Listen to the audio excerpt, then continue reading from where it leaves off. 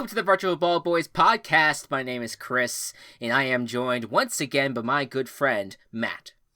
I don't fucking understand how something could be as funny as a rivalry between Elmo and The Rock.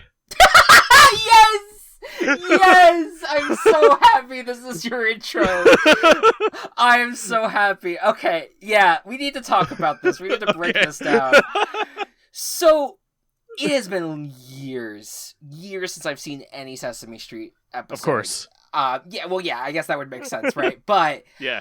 I feel like I still hear things about Sesame Street, like, they like, oh, there's this new Muppet character that shows up, or whatever. Like, it's still a newsworthy enough show where people still love it very much. But I never heard of Rocco before, and so when I saw the headline at first, I was just like, wait, okay, I guess there's a Rock Muppet on the show now that is just feuding with Elmo. No, that is not what's happening. It is an actual Rock, and I feel like you've come prepared here.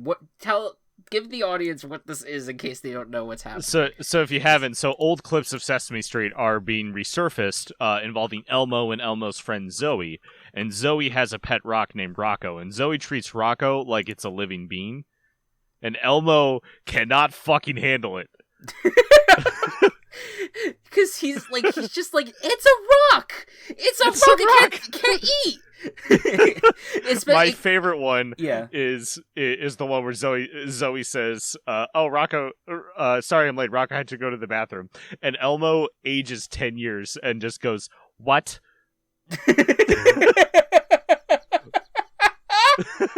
That's really good. I feel like I appreciate some of the humor in Sesame Street. Even if it's such a young kids show, it's like one of those things where there's something for older audiences too, where they can look at that and be like, oh my god, that's fantastic. I think my favorite thing though about this entire saga, and this is how I discovered it, was the Polygon article, which his headline reads, "Elmo is right about Rocco, and it's time we acknowledge that." And it's just this crazed fucking image of Elmo, like, frizzed out, like he's just lost it with Rocco. I love this so much. The best part is people blaming Rocco and not Zoe. Right? It's completely on Rocco. Like, how can you blame Zoe? How can you blame Zoe? Zoe's just trying to, like, go along with it. It's Rocco that's manipulated her to believing that he is a living sentient thing. It's not. He's just not. It's just the truth. Oh my god.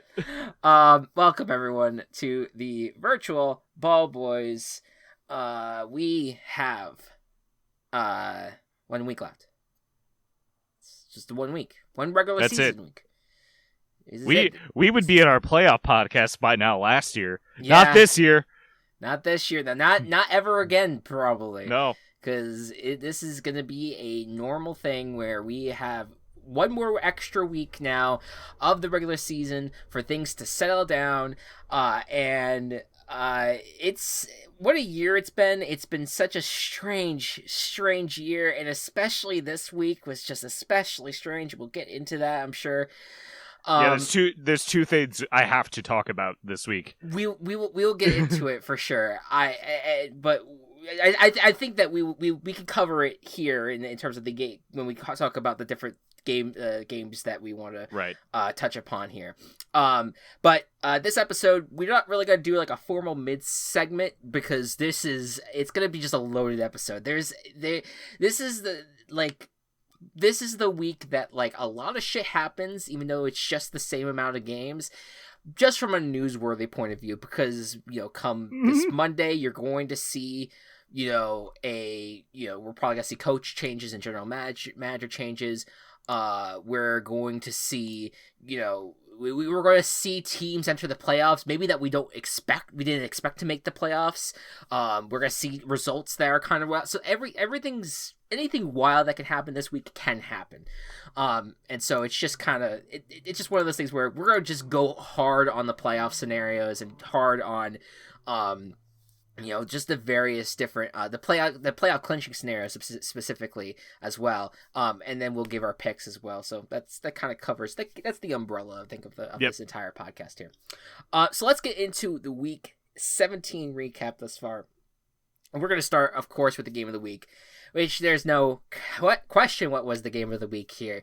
It is Chiefs at Bengals, and Matt, fuck yes, your team chaos came through, and it was in glorious fashion. It was a offensive game where it seemed like the Chiefs were going to start to kind of run away with it. They kind of had this beginning building up here where they were just scoring constantly. The Bengals defense couldn't do anything, but Joe Burrow and Jamar Chase specifically. I mean, Jamar Chase set a rookie record for one of the best, yardages in a game ever for a rookie, and passed the rookie receiving record. Yeah, it's incredible. Beat Jamar Chase, not Jamar Chase. He is Jamar Chase. Beat Justin Jefferson, who did it last year. Yeah, and that was within 16 games. I mean, that's right. And this one too, even. Yeah, you can't even put the everyone's gonna put the asterisk on the records next week, like that, and that's another thing about next week is that a bunch of records are gonna be shattered because of the extra game. But everyone's gonna put the asterisk. But no, this is Jamar Chase playing 16 games, and he is so fucking good. The multiple times this game where he just got the ball and he was just gone. He was gone. The Chiefs could not tackle him, and that is what kind of brought the Bengals back into the game. And it all kind of came down to the last goal line stand where they were trying to just get in for the touchdown and just seal the game. I know a lot of people thought they weren't even just trying to do that. I thought they were trying to run the clock out as well. Yeah, I think that there was Tony Romo kind of kept on hinting at the fact that maybe he is trying not to get into the end zone so that way they run out the clock and they can just kick the field goal, and that that definitely was part of it. But I also think that they wanted to at the very least score the touchdown, so it kind of forces the Chiefs to go down the field, because if they just kick the field goal and let the Chiefs have the ball again, then you're worried about Patrick Mahomes kind of leading the charge down the field and winning the game. So what was your thoughts on this game as a whole, and just what this means for the Bengals? It was so much fun to watch at the end. I didn't have it the whole time. I forget what game I did have, but it switched over to this one at the end. And then you just completely forgot about the existence of the other one. Yeah, because it was not important compared to this shit. And it was awesome. Might have even been the Bears game. I don't remember. No, Bears game was in the afternoon? I forget. Anyway. Yeah. No, it was Bears Giants which we also should talk about that, because I have thoughts. Yeah, sure. So with the with the Bengals, just come on. If you I'm going to be so upset if Mac Jones wins O'Roy. Oh, yeah. After that Jamar Chase thing, happened, right? Like, it shouldn't happen at this point. I think that if it happened in the middle of the season, it would have been Mac Jones. Yeah. But after that game, it's going to be in everyone's minds. Come on, Jamar Chase, let's do this. Yeah, no, Bengals winning the division as well is fucking awesome. Mm-hmm. Love that for them. And it's wild, and we'll talk about this later, but we went from, man, the AFC North is so good, to the Bengals are probably going to be the last AFC North team standing. Yeah. And none of the rest of them are going to make the playoffs. Yeah, that's a very strong chance. And I think you said it great. Like, I mean, it's been a few years. There was a time when I started watching football back in like 2014, 2015 that, that it was this tradition that you would see a team go from worst to first. And in the last few years, that just wasn't really happening a ton. I think maybe Washington football team did that last year. I forget if they got last place the year before, but this feels so significant. This doesn't feel like, the NFC East is just a bad division. The Bengals just destroyed everyone in their division. I think they only lost to the Browns once, and then they swept the other teams, if I'm not mistaken. Like, they just they've been such a surprise this year. I wasn't really expecting a whole lot from them this year. Give credit to Zach Taylor. I feel like one of the guys that I feel like we kind of look at him as like a no-name head coach, but he really is establishing himself as a good head coach in the league, as just being able to get this team to where it's at now. And I think that, yeah, you could be worried about their defense not performing especially well, but they do have players on that side of the ball. And obviously this offense is easily the most explosive in the league right now, or at least in the AFC. I think like you're not even just talking the division at this point. This is a legit team that could make the Super Bowl, which is just, again, wild to say. Let's go to the blowout of the week, and not surprised, but it was a 50 burger. Jaguars at the Patriots. We had two teams score 50 points this week, and neither was a scoregami, and I'm really upset about it. Yeah, I'm sorry about that. The Patriots won this game 50-10. This was pretty over early, obviously, because it got out of hand pretty quickly.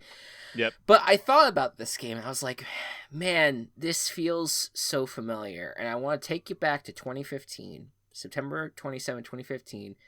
It was Jaguars at Patriots, and that game was a 51-17 victory for the Patriots.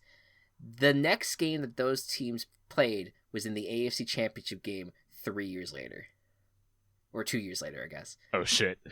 It was Jaguars at the Patriots, and obviously that was the very close game where there's like ref calls. Miles Jack caught that ball. Yeah, right, exactly. But ultimately the Patriots got the winning score. And then that next season, the Jaguars beat the Patriots 31-20. And it's just weird. It's like time is a flat circle, because now we come back 3 years later now. And the Patriots just completely put it on the Jaguars, even though the cast of characters from that last game where the Jaguars won and to now obviously is completely different. But it's just weird to me that it is yet another 50 burger that the Patriots put on the Jaguars. It's just wild to me on that front. I don't know if you have any other thoughts on this game. Not much to say. Yeah, no. Yeah, just where we are with the Jaguars. Yep. The Jaguars, I feel like, are the only ones right now, because obviously we have the Raiders that have their head coach situation. They have to figure out who they want to interview. But what's wild to me, though, is I feel like the Jaguars are the only ones between the two of them to really be in the conversation for head coach right now. Yeah, you're hearing them say, "Oh, we're gonna talk to Kellen Moore. We're gonna talk to Dan Quinn. We're gonna talk to Todd Bowles." Yeah, Todd Bowles. Like they have like all these interviews lined up. But like for some reason, I'm not hearing that from the Raiders camp, and I think that's a good segue to the chaos of this week. Raiders at Colts. The Raiders. Look, I mean, the Colts had a weird week where Carson Wentz was out for most of it because he is unvaccinated and got COVID, and he ended up, I guess, passing protocols because he was asymptomatic. He was asymptomatic, and the CDC literally changed their rules like the day that he tested positive. Yeah. Well, I think the CDC are big Colts fans. They wanted to see Carson Wentz out there. Yes, that was the reason. I guess, I don't know, if you're a Colts fan, do you really want Carson Wentz out there? Anyways. Opposed to your backup, yeah. But the Colts, unfortunately, Carson Wentz had just a bad game, and no amount of Jonathan Taylor was going to work for them, and the Raiders end up in the last minutes getting a field goal to win this game. And Matt, this team that we felt like was dead a few weeks ago have now won 3 straight games. Yeah, I was going to point that out. It's nuts. They've all been very close wins. They've all been against maybe not all of them. I forget. Well, the Browns one was close. The Browns one I think the Browns should have won, but it just bad clock management. Colts one was close. I forget who they played last week. The Broncos, Broncos, which again, Broncos. Yeah. You know where I'm gonna go with this though with the Raiders. Do you think that there's a chance that they keep Rich Bisaccia? I feel like we never even said his Can fucking you name repeat on that? this show. You cut out for a second. I mean, like if they make the playoffs, like would the Raiders be that crazy to keep this guy? Yeah, they could. I could also like, I don't know, the way that I see it right now, without any personnel change, in terms of who's on the team with no additions, I could see this being another 9-18 or a 10-17. Nothing much more than that. So depends on what direction they want to go in, who they're able to get on the team next year, in addition to they already have. Now, I'm trying to think of have they traded any of their picks? Like any significant picks, obviously. Like I don't think so. So I'm looking at the 2022 NFL Draft Wikipedia right now. It looks like they pretty much have all their major picks. Okay. Their only trade that I actually see was Las Vegas traded a 6th round selection to Carolina in exchange for linebacker Denzel Perryman. And then there was another one where it looks like it was a Vegas and New England trade that happened. That was for offensive tackle Trent Brown. Okay.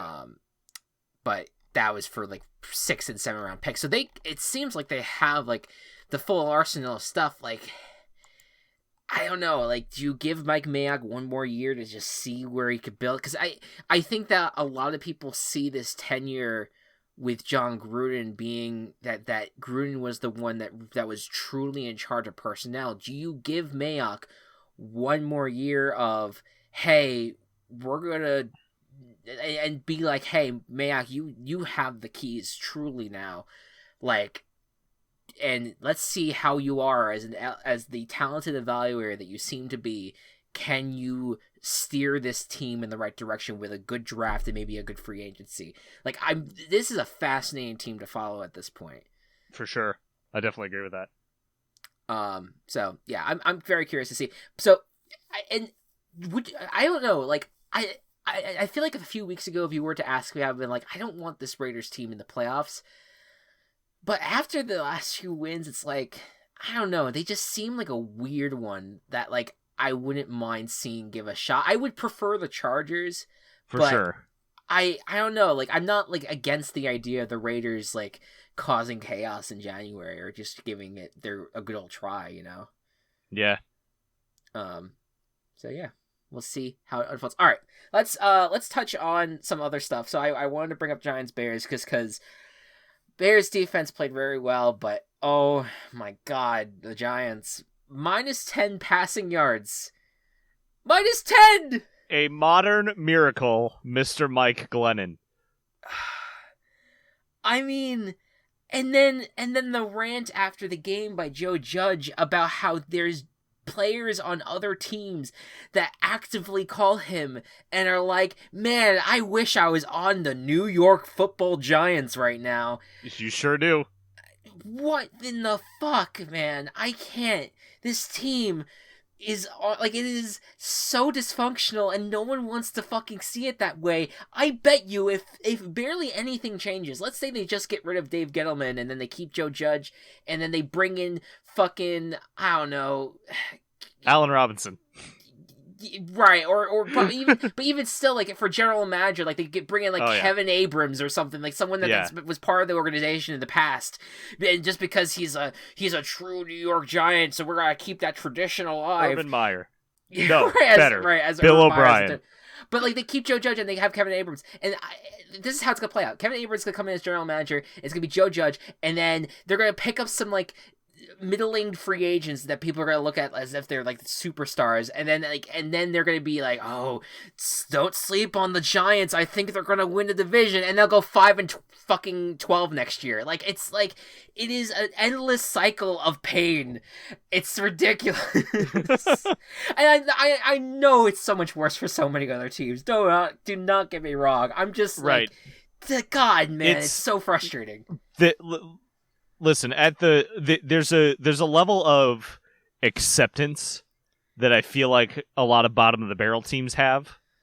Like the Lions and the Jaguars, I'm sure it's frustrating for a lot of them, but they know that they suck. Mm-hmm. It's our level of teams. It's the Bears. It's the Giants. It's these teams that could make that next jump, but just fucking don't for one reason or another. And that I feel like is more frustrating. Yes, yeah, I think I can agree with that, and it is just gonna be like if they clean house, I'll be very happy, because that means at the very least they're recognizing that there just needs to be a fundamental change with this organization, that from top to bottom they just need to change it. They need to just do something new. If they keep one or the other guy, like I'm not saying it can't work, but it is really hard for me to hold on to hope that it will work, and they will make it very hard for me to be like excited about this team. And it's been years since I've been excited about the Giants. And of course, we do have to talk about what happened in the Meadowlands this past week with the Buccaneers. It's a clusterfuck, and there's so much to the story. So much of the story that keeps coming from both sides. We wouldn't be able to do it justice. I don't think. Way. No, I don't. But... yeah. Do you want to take a little bit of this, because I feel like this is one that you're very excited to talk about. Sure. So Antonio Brown decided he was done, and he took off his shirt and he ran off the field. Yes. And I thought that was going to be the end of it, but nothing's ever that simple. So, Brown has claimed that he told the sideline staff and Arians that he had a hurt ankle, he couldn't go in, and they were trying to make him go in anyway.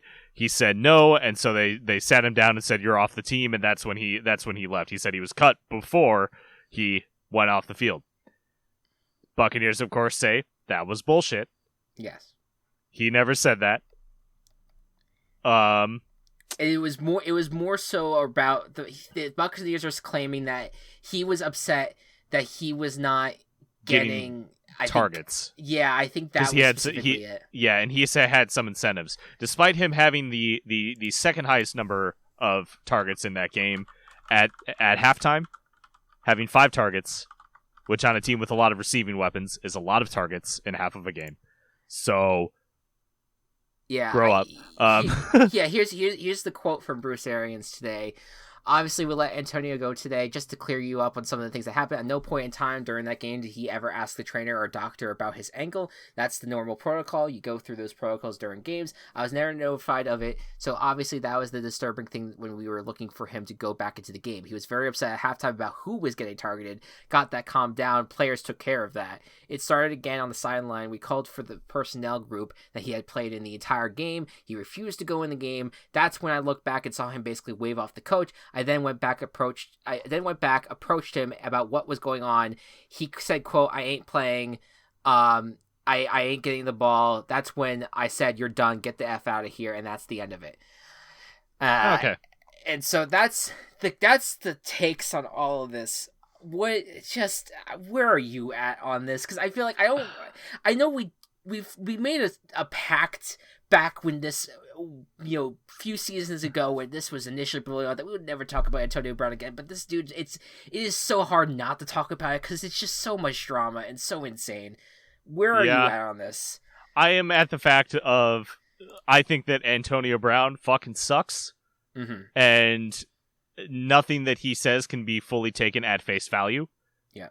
However, things such as making people go in on a hurt angle, those need to be investigated, which I'm sure they will be, and I'm like 80% certain it'll be in the Buccaneers' favor, in the sense that Brown never told anyone his ankle was busted, and also the fact that afterwards the Buccaneers offered to have him, at least according to them, offered to have doctors look at it on their dime.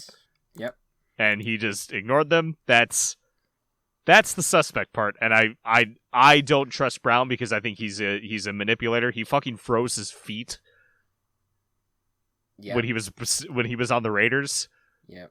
So he doesn't make the most wise decisions. No. You know what's frustrating to me about this whole thing is that, I obviously mental health is a very, very serious thing, and and it seems like now is reached the point where we keep on having people come out and be like, well, obviously let's hope that this guy can get some help because it seems like there's something wrong here. He needs to get help. And I'm just like, why do we have to always blame mental health for shitty decisions? Why is that always the go-to? Like, I understand. Yes, if there is something wrong there, of course, like, yes, get help. But the fact that that's always the default by the media or whoever is out there, that it's like, we can't, like, let's not make fun of this because he might be mentally ill, or he might just be a shitty person, or he might be both, and it doesn't matter what mental health issue he has. He could still be a shitty person. You could have mental issues and be a shitty person. That's a thing. Mental health does not excuse shitty behavior. It can potentially cause some of it, but it's not an excuse for it. Yes. And you should still be held accountable. Brown should be held accountable. Nobody else sign him. Please. Yeah, no, I see. I wish I had the optimism that won't happen, because it's just insane. I feel like he just got cut as we're recording this. I feel like tomorrow we're gonna wake up like the fucking. And he's gonna be the Dallas Cowboys. Yeah, right, exactly. Like some fucking. It's gonna be the Cowboys or the Patriots. Yeah, but he said, "Oh, I'm gonna get ankle surgery on my bad ankle," which, by the way. Dude was dancing and hopping in the sideline. I don't know if his ankle's hurting that bad, but that's beside the point. Yeah, I mean, that versus playing on it, sure, that's different. Sure, yes. But also, we saw you. Yeah, and yeah, you were at least jogging into the tunnels. It's so insane, and like I think about that, and I think about, on Monday night, this huge Big Ben celebration thing that happened, and okay, sure, I'm happy for the Pittsburgh people that got to see that, whatever. I just get reminded so often when you see the Antonio Brown thing happen, and when you think about the shit that's been with Big Ben on the off-field stuff that happened to him years ago, and I just, like, it just goes back to my biggest gripe with the NFL, is that there is just no accountability where it matters, and constantly. Like both of these guys have been accused of horrendous sexual assault things, like, and neither of them are. I mean, it seems like Antonio Brown might now get kicked out of the league, but who knows? But like Big Ben's being celebrated, he's being walked around the field like he's a hero, and I get it. He won 2 Super Bowls. This means a lot to Pittsburgh, and I get that people are like, maybe this is not for you. No, it's not. But I also don't think that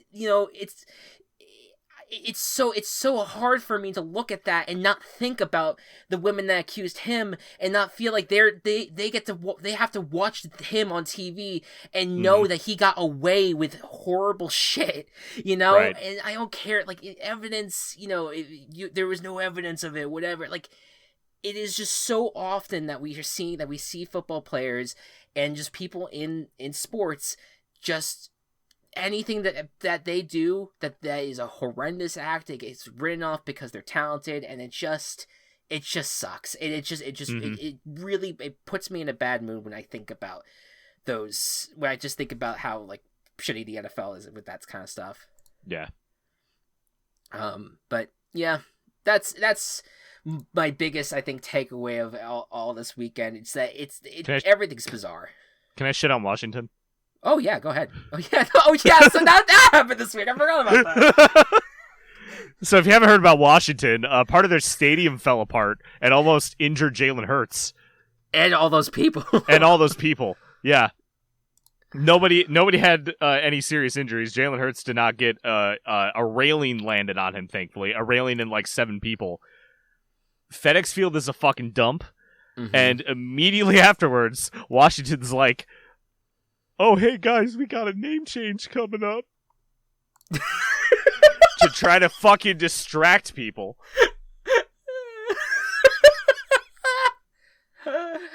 Tune into our new name. Fix your goddamn stadium with more than just zip ties. Oh, my God. Absolutely wild. And, like, that... I am shocked that no one was more hurt. I mean, we don't know. I know. Obviously, if Jalen Hurts was injured, that would be everywhere. But it would be so we don't know if like probably the biggest story of the weekend, even more so than Antonio Brown. If that happened. Maybe, absolutely. But but we don't know. Like, it seemed like everyone that did fall, that were the fans, it seemed like everyone was okay. No one had any serious injuries. I read a couple articles where some people had to be like checked out of the hospital.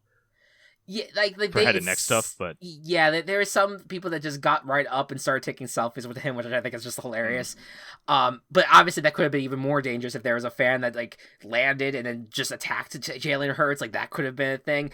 Also, in the age of COVID, one of those fucking fans probably, what if they had COVID and gave Jalen Hurts that? Like, no one was masked. Like, it was just, it's pure chaos. That's on the spectrum of maybe not good chaos on that front. That is not something that should not happen. And they need to get their act together on that front, because that is unacceptable.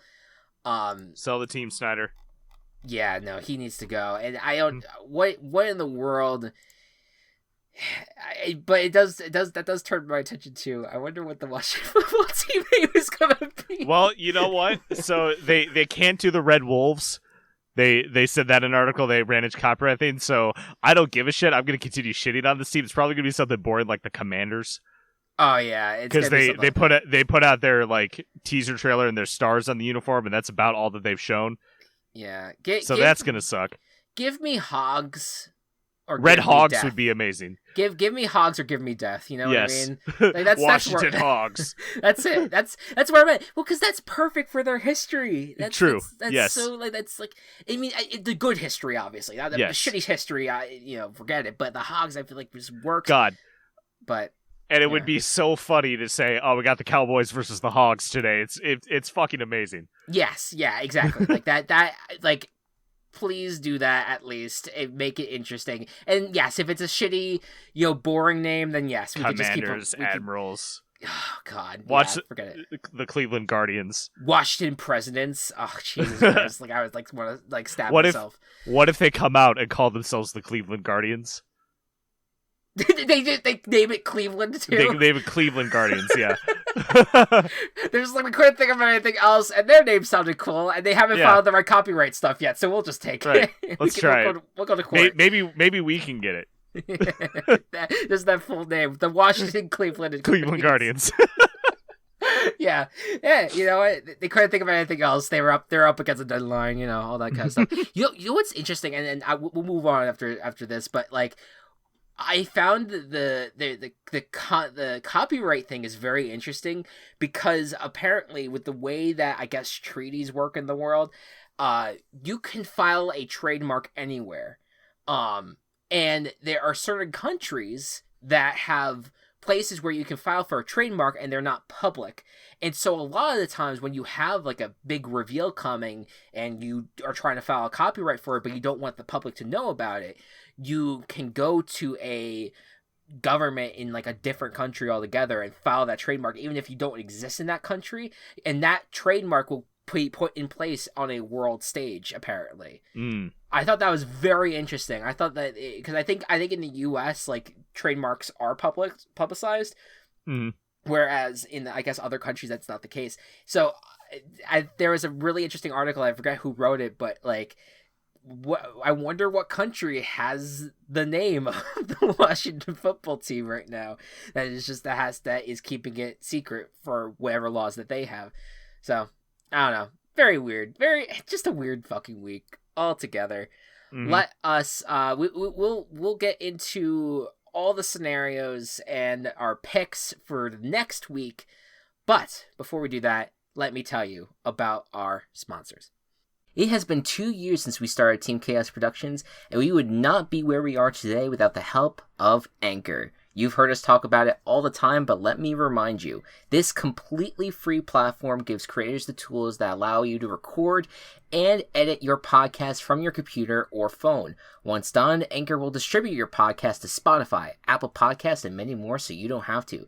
You can also make some money on the episodes with no minimum listenership. It's everything you'd ever want in a podcasting platform, so download the free Anchor app or go to anchor.fm to get started. Happy podcasting. Hi, my name is Matthew J. Walsh, the host of the Over Heaven podcast, a JoJo's Bizarre Adventure podcast where we'll be looking at each episode of the newest animated Part 6, Stone Ocean. We'll have a variety of guests, from JoJo fans like myself to people who have absolutely no idea what's happening at all. Join us every Friday as we fill the void of JoJo Fridays and celebrate what makes this series great. Knowing what's going on is not mandatory to the listening experience, but might be recommended for a good laugh. Catch us on Twitter at OverHeavenPod or as part of the podcasting group Team Chaos Productions. And we're back. Hello. All right. Let's start with the matchup scenarios first. Because I think we could do. Oh, actually no. Let's do clinching scenarios. I think you have the. Do you have the Week 18 clinching scenarios? I can in just a second. Okay, I'll stall meantime. Because I spent, I would say, like an hour figuring out the NFC playoff scenario. Not even, like, I would say like 20 minutes, a half hour. I spent probably 2 or 3 hours trying to sort Jesus Christ. the AFC scenarios, because there are a lot considering the fact that we have 1 week left. Yes. Like, the amount of combinations and possibilities here are it's amazing. endless. For the all right, I'm ready. Going on here. All right, hit me with it. All right, so in the AFC, the Bengals, AFC North champs. The Chiefs, AFC West champs. Titans, AFC South champs. Buffalo and New England, both in the playoffs. Neither have clinched the division yet. Baltimore, the only way they can get into the playoffs is if they win, and Los Angeles, Indianapolis, and Miami all lose. Buffalo can clinch the AFC East if they win or New England loses. The Bengals can get the number 1 seed if they win and Tennessee, Kansas City, and New England all lose, or Tennessee loses, Kansas City loses, and Buffalo wins. The Colts can get into the playoffs if they win, or essentially looks like Los Angeles loses, Pittsburgh loses, and Miami wins. If those 3 things happen, Indy gets in. They can clinch the Chiefs can clinch the number 1 seed if they win and Tennessee loses. They need both to happen to get the number 1 seed. Vegas can get into the playoffs if they win, or Indy and Pittsburgh both lose. The Chargers can get in with a win. The Patriots can get the number 1 seed if they win, and Buffalo, Kansas City, and Tennessee all lose. And clinch the AFC East if they win, Buffalo loses. There's a lot of fucking teams, Chris. The Steelers can... Lot of teams. The Steelers can get in. If they win, Indy loses, and Vegas and LA does not end at a tie. We'll get to that later. Yes. The Titans can get the number 1 seed if they win, or KC, Cincinnati, New England all lose, or KC and Cincinnati lose and Buffalo wins.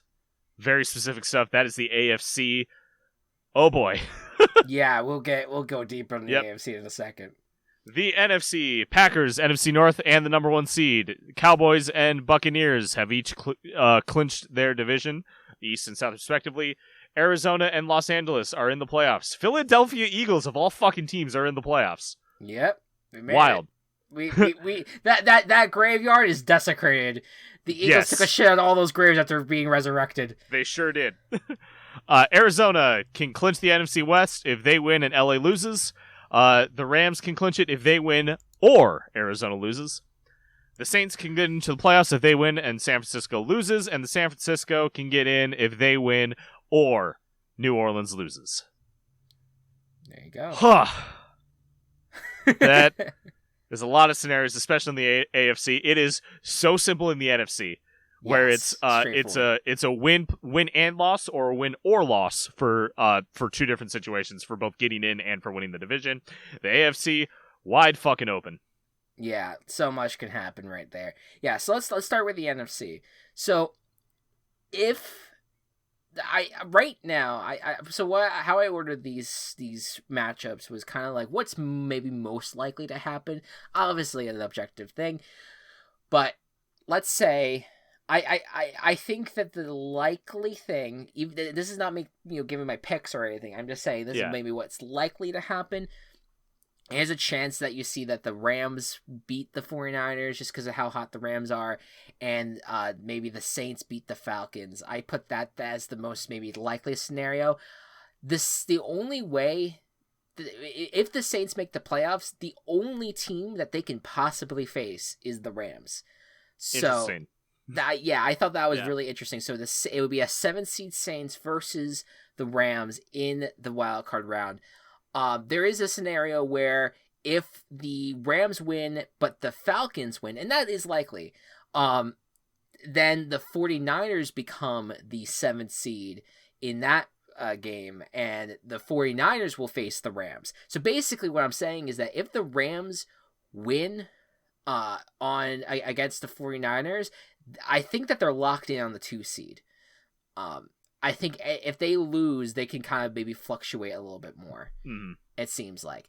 And then there is a few scenarios where the Eagles will be the 7th seed behind the 49ers. That's if the 49ers win their game against the Rams.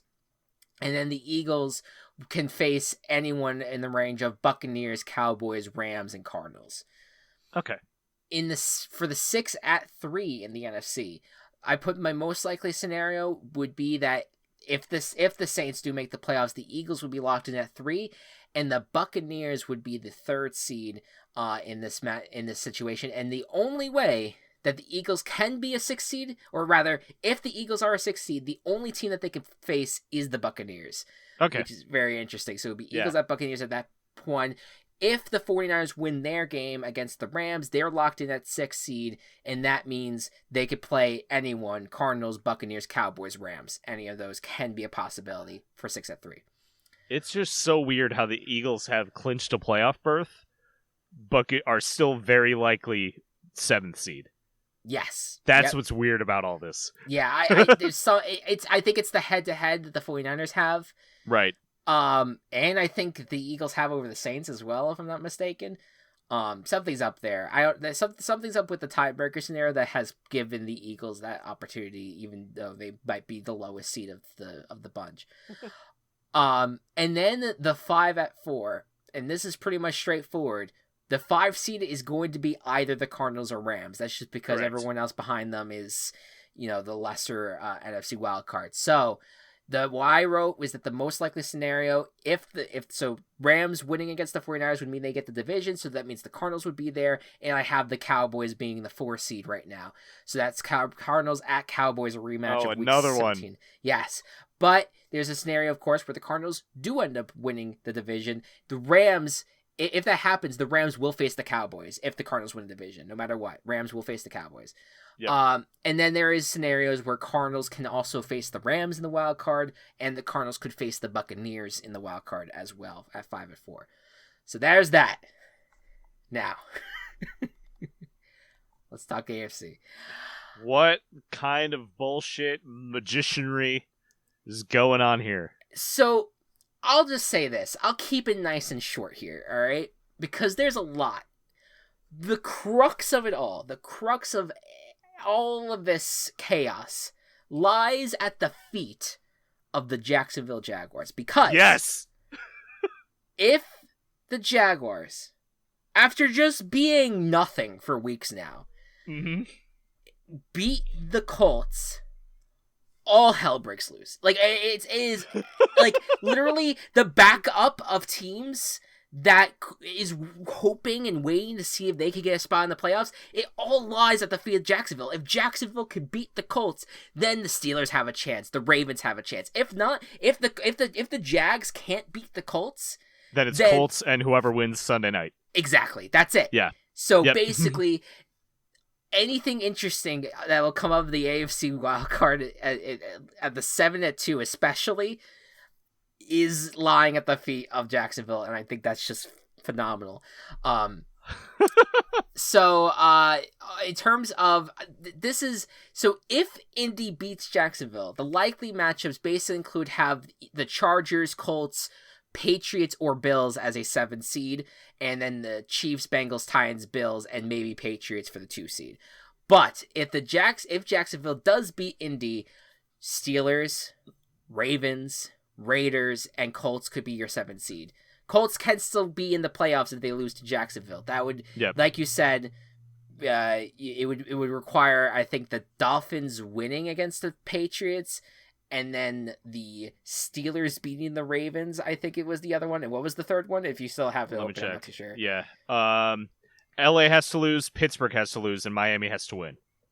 There you go. Yeah, yeah. That's just and then it's basically the same 2 seed scenarios of the Chiefs, Bengals, Bills, Titans, Patriots. So there you go. 6 seed and 5 seed pretty much look the same, but in these scenarios, there's not much of a crux on the Colts Jaguars game. But like, I think if the Patriots, If the Colts do lose to the Jags, I think that opens up the door for the Patriots to be a 6 seed, I think, or something like that. Like there's some weird scenarios that can happen there. Gotcha. But it's still Colts and Raiders. Raiders for some reason, I think, some reason, they do have a reason. They just beat the Colts. So the Raiders will be ahead of the Colts in the seeding no matter what, if the Raiders have the same record as them. So if the Raiders win on Sunday night, then you will have the Raiders sitting at the 6th seed and the Colts sitting at the 7th seed. Right now, for me, I have in terms of most likely scenarios, I have the Chargers at Chiefs for 7 at 2, which would be great. Yeah. Well, that'd be really good. And then I have the Colts at Bengals for your 6 at 3 right now. And then 5 at 4 is really, you do have a shot where the Raiders, Chargers, and Colts could be a 5 seed. I think all hell has to break loose for that to maybe come to fruition. But the big thing is that for the most likely thing to happen for 5 at 4 is Patriots at Bills. And so, what a wild card that could be. Oh, man. Patriots at Bills, Colts at Bengals, Chargers at Chiefs is your wild card round, potentially. And Titans, I think, are in pretty good position to get the 1 seed, but like you said, Chiefs and Bengals could be in there as well. And it's so many different combinations, like Chargers, Bengals in quite a few times, which I think would be really cool. Justin Herbert versus Joe Burrow. You have the Bills at Chiefs could be an early matchup that gets out of the way real quick. You could see, Patriots, Titans. Like there's a lot of different kinds of scenarios that are going to be really, really interesting to follow. So it's just too much for me to really kind of sum up in any kind of which way right now outside of that. But with that said, it's time that we get to the picks. Now, where are we at with the pick competition? Let me tell you, it's not looking great for me, but there is hope here, at least. I mean, I think last year we were at a point where it was like an 8 or 9 point deficit, and I think it widened at the end of the week, and it was just like, you know what, this is getting out of hand. This is an 8-point deficit, but I think that if I could get like a 4-game gap here, that I could at the very least attempt to tie it. And so we'll see how we can do it. It's gonna be tough, but we'll see what we can do. Last week, Matt, you went 12-4, got your chaos, got your guarantee, so you ended up with 9 points.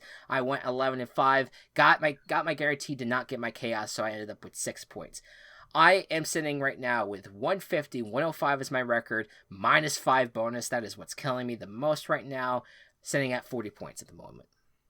And I went, as you said, 12-4 on the week, 152, 103. Got 9 points on the week at 48. There you go. All right. Matt, you want to get us started here? I would love to. Saturday's mostly meaningless games. We have the Chiefs versus. I forgot about that. Go ahead. We got the Chiefs versus the Broncos. I don't know. Chiefs gonna try to win to potentially get the number 1 seed. They gotta hope for the Texans though. Yeah, I think that's really what this matchup has meaning of right now is where do the Chiefs end up kind of sitting. It is a big matchup for the 1 seed, but you have a team that does not need to play for anything at this point. So this Saturday slate is weird. I don't know why they chose it. I think it's for ratings. I think that's literally the only thing was that, like, all right, Cowboys get ratings, Chiefs get ratings, so let's just have that be the Saturday slate because this is not very significant. But I do think the Chiefs are significant because, again, they lose and it opens up the door for a Bengals or Patriots to potentially get the 1 seed if the Titans lose. But if the Titans win, none of it matters. So it's a weird one. I'm going Chiefs. I'm also going Chiefs. There you go. Next up, the Dallas Cowboys and Philadelphia Eagles. 2 playoff teams. 2 fucking playoff teams. There you go. This is a weird one because I think the Eagles could rest their starters. I don't think that was confirmed, but that is absolutely a thing they could do because they kind of can just, there's nothing that they could do about their positioning. I mean, I think, like, even if they lose, they could still be the 6th seed. Like, they are playing for nothing in this game, so they could rest their starters against the Cowboys team that maybe is going to try for a 2 seed so they get to maybe play the Eagles again. I don't know. Like, it's a weird one. What do you think's going to happen in this game? I think the Cowboys are going to win, but it's hard to figure out what will go on overall here. Yeah, I'm going to say Cowboys win, and I think they have a few COVID people right now. Like Micah Parsons, I think, is out right now. That's a big deal, but obviously this week really doesn't matter a whole lot for either of these teams. I think maybe it matters more for the Cowboys again for that, whether or not they want to be a 2 seed or 4 seed, but right. In the grand scheme of things, it's just another, like, they're going to have to play a wild card game. So it's like, I don't know how, I feel like this could easily be a game where it's all backups for both teams. So I don't know, but I'll go Cowboys too. All right. Next up, we have the Battle of Ohio. God save that state. The Bengals versus the Browns. Browns really out of the playoffs, got nothing to play for. Bengals probably likely to sit their starters considering Joe Mixon is out with COVID. I believe Joe Burrow will likely sit as well. Yep. Will that impact your decision for the game at all? It does a little bit. I had the Bengals selected. I'm going to switch to the Browns. They don't have Baker Mayfield this week. He's going to be in surgery. I think that Case Keenum could lead this team against a Bengals team that has a bunch of backups. Yeah. So I think the Browns will get a sweep in their losing season. I had the Browns selected as well because they just feel like an 8-9 team to me. So there you go. Fair enough. Yeah. I will. I'll worry about switching picks around near the end. Okay. Right. Because I think I want to see kind of how this plays out normally first. Cool. Next up, the Packers at the Lions. Packers locked up the number 1 seed. Lions are just playing for pride. What do you think's going to happen here? I think that the Packers are still going to beat the Lions as much as I would like the other way to go. I'm going to stick with the Packers. I think with the logic that I think the Packers could rest starters, maybe, just because, I mean, I know that they get to rest the next week, but, like, do we really think that they're going to risk injury, and would they have everything locked up that they need? Mm-hmm. I'm going to just go with the Lions. I've picked the Lions great. single week. So I'm like, I gotta just pick them. Why not? That's not even my chaos, I don't think. So there you go. That's where I'm at with the Lions. Next up, Bears versus Vikings. Bears, Nagy trying not to get fired. Mike Zimmer also probably trying not to get fired. this is going to be a crucial game, not for the playoffs, but just for, I think, these coaches' future. Not that it is totally saved by it either. Who do you think is going to win the game? I think the Vikings take care of it. I know the Bears have been good in the last few weeks, but it was against the Seahawks and Giants. I want to preface that very strongly. Yes, exactly. That's where I'm at. Like, I feel like the Vikings, I feel like they just have one game left in them where it's that they'll be frisky. They'll kind of show that maybe they are the fringe playoff team, but they obviously can't make the playoffs now, and they'll just be the mediocre team that we thought they were the whole time. So Vikings. It would do psychic damage to me if the Bears and Vikings had the same record, so I have to choose the Vikings so that doesn't happen. Okay. Fair enough. Fair enough. All right. Washington football team at the New York Giants. Another meaningless fucking game. This is the Giants are gonna probably start Mike Glennon again. Can he get minus 20 yards this time, Matt? Yes. I believe. Gonna pick Washington. Yeah, I'm gonna pick Washington, but this is one that I'm like, I might switch my pick. Who knows? But that's Washington for me as well. All right, here it is, the moment we've all been waiting for, the most crucial game of the 2021 season. Yeah, it kind of is right now. The most important game, the 9-7 Colts against the 2-14 number 1 draft pick Jacksonville Jaguars. I do want to know, Chris, the Colts have not won in Jacksonville since 2014. Yeah. Will they win this time? Oh God, do you want chaos to reign? Not with the teams that are waiting in the wings. You know what I mean? Like, I can't let Jonathan Taylor just go as hard as he did this year and then just collapse at the end here. Like, we can't have that. So I gotta go with the Colts because it makes the most sense, but nothing's made sense this year. Literally if these were any two other teams, I would pick the Jaguars. If it was any team other than the Colts, I would pick the Jaguars to plunge the world into chaos. But I can't. I want Jonathan Taylor in the playoffs way too bad. I'm picking the Colts. Yeah. This is going to be the best Sunday ever. If Jacksonville wins, though. Oh, God. I'm going to feel so bad. No one deserves it. All right. Next up, the Pittsburgh Steelers at the Baltimore Ravens. Another big game because it's a big game with the idea of a Jaguars upset because whoever wins this game most likely is gonna get in the playoffs with a Jaguars win as well. So it's still unlikely, but again, with this this coating of chaos around it, this game does matter. Who do you think is gonna win this game? I worry about the Ravens' offense a lot. I worry about some of the coaching decisions.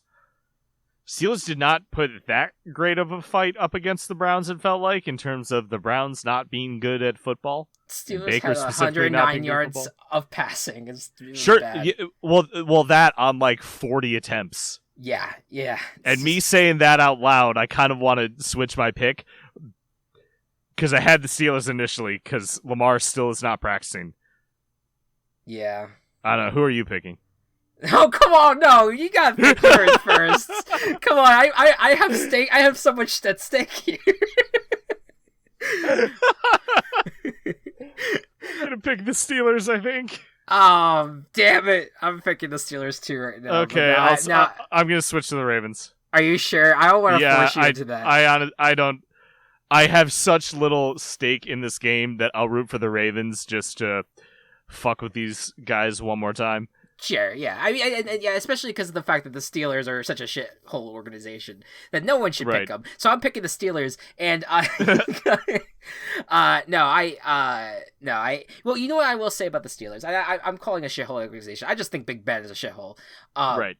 Because I'm hoping that TJ Watt gets the sack record, breaks that sack record. I know it's owned by the Giants. I know I should have pride in that. I don't give a shit. And Mike Tomlin, he's such a fucking good coach. Like, you gotta give him credit. And it would just be nice to see them get this victory here. But I'm still fucking amazed that people think that the Steelers should move on from him. I know it's bullshit. And you know what I just realized though? They're so close to 8-1 though. So I'm tempted to switch to the Ravens, but I'll stick with the Steelers. Oh, and because of the spread, the Ravens are 5-point favorites. So I'm team chaosing the Pittsburgh Steelers in this one. Sure.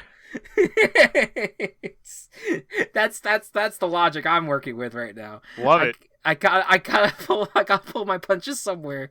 All right. Anyways, you go ahead. Who the fuck is next? Tennessee Titans take on the Houston Texans. Titans can lock up the number 1 seed and then add Derrick Henry to their team if they beat the Texans. If they lose to the Texans, I vote that they don't deserve to put Derrick Henry back on their team. Just straight up. Like it's a penalty in a video game. If you lose to this, you don't get the power up. Wow. Who do you think's gonna win? I think the Titans have to win it.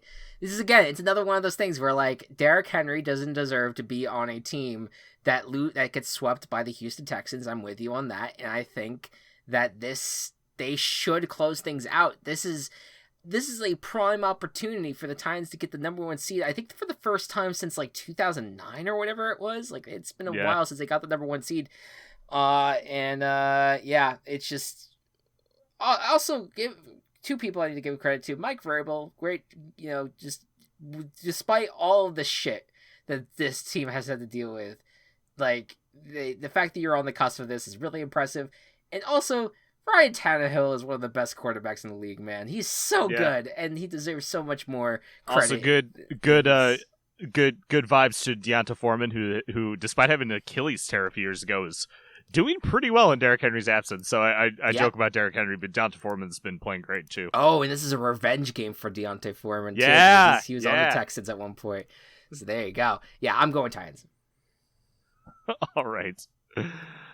Titans as well. If I didn't say that, Tennessee. Yeah, there you go. You're the only 10 I see.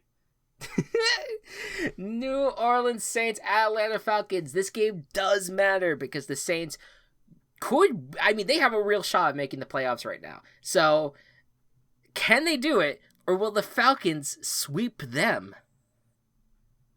I think that I'm gonna go with the Saints. They are a weird, chaosy team that don't always play right, don't always play wrong, which makes sense if you think about it for like 3 seconds. I got you. That's just funny. I feel like the Saints have a really good chance of winning this game, make it into the playoffs. I'm going to guarantee the Saints.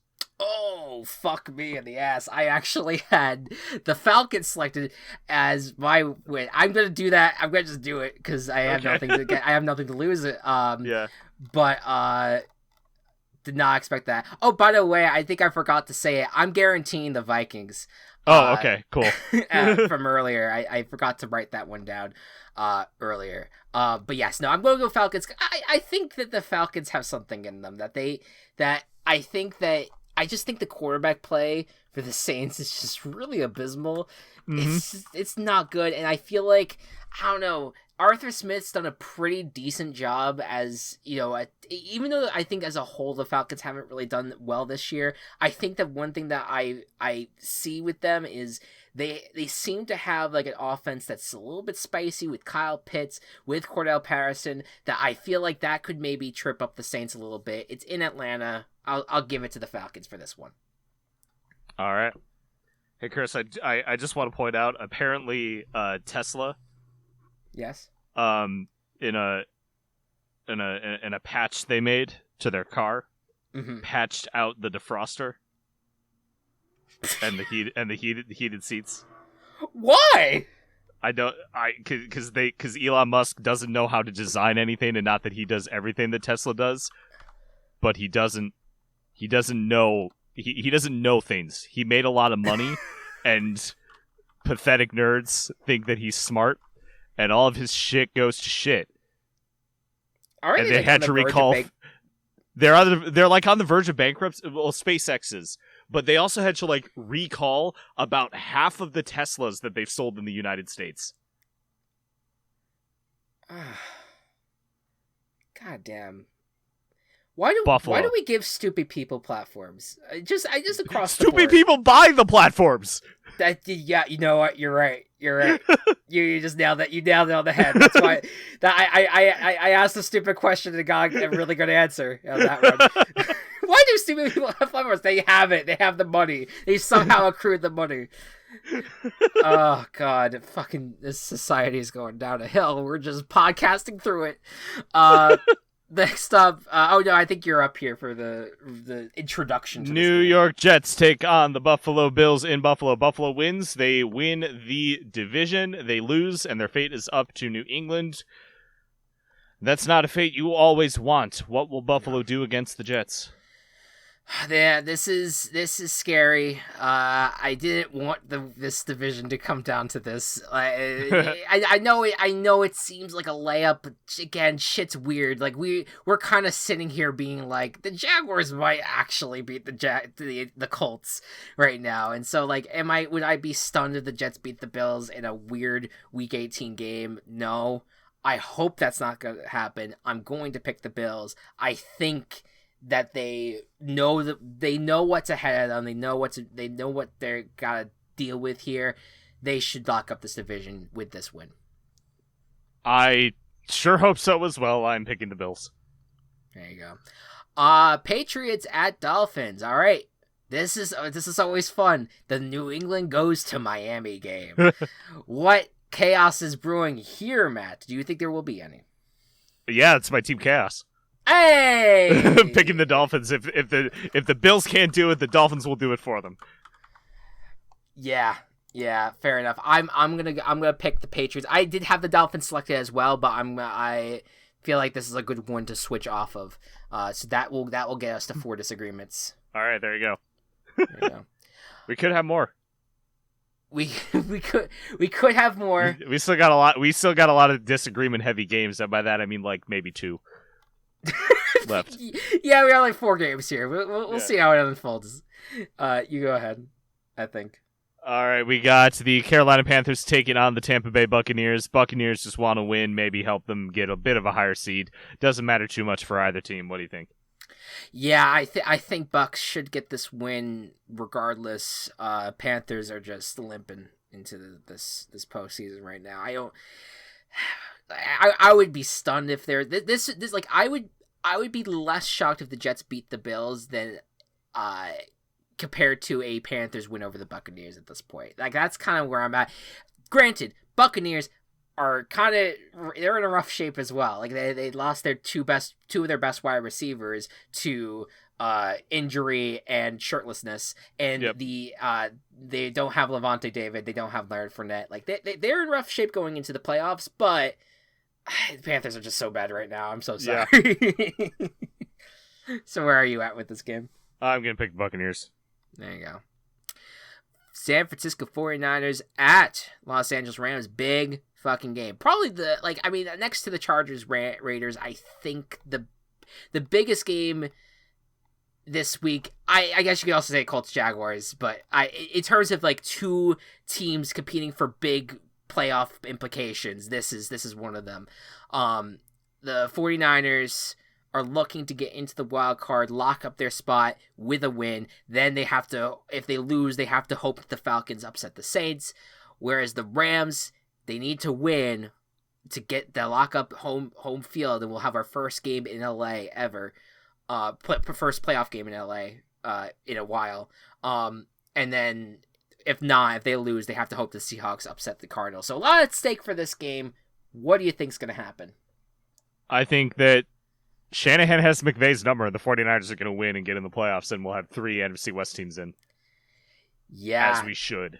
Yes. I am with you, but I think I did this as like I have to think of more disagreements to have for this week, and I think I ended up going with the Rams.